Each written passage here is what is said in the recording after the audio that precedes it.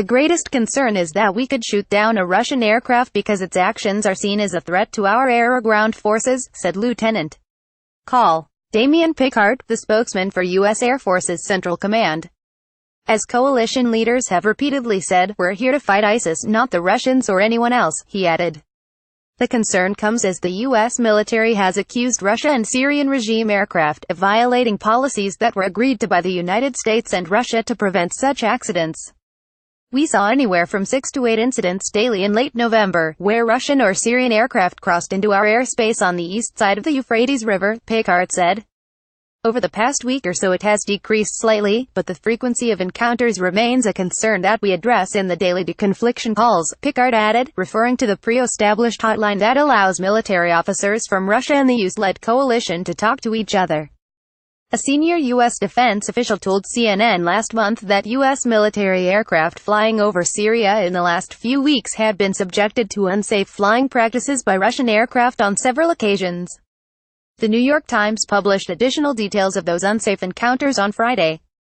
President Donald Trump and Russian President Vladimir Putin pledged to continue to uphold those deconfliction measures in their recent joint statement issued on the sidelines of the APEC conference in Da Nang, Vietnam. The statement said Trump and Putin agreed to maintain open military channels of communication between military professionals to help ensure the safety of both U.S. and Russian forces and deconfliction of partnered forces engaged in the fight against ISIS. Officials have said that part of that arrangement involves defining where Russia and U.S. aircraft operate, with those operations historically being separated by the Euphrates River, which runs to Syria, with U.S.-backed forces operating to the east of the river and Russian regime forces to the west.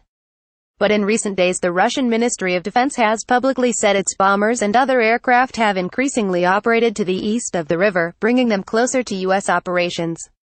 Pickart said the area where most of the concerning encounters have occurred is in the airspace over the middle Euphrates River valley between the Syrian town of Maidan and the Iraqi border, where the U.S.-backed Syrian Democratic Forces and Iraqi government troops are fighting the remnants of ISIS. He added that this area is where we aim to annihilate as many of them as possible, referring to the ISIS fighters.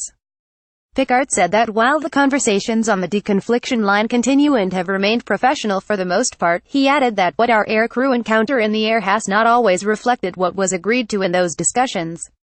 It's been a challenge for our pilots to discern whether this is deliberate on the part of the Russian pilots, or if these are just honest mistakes, he added.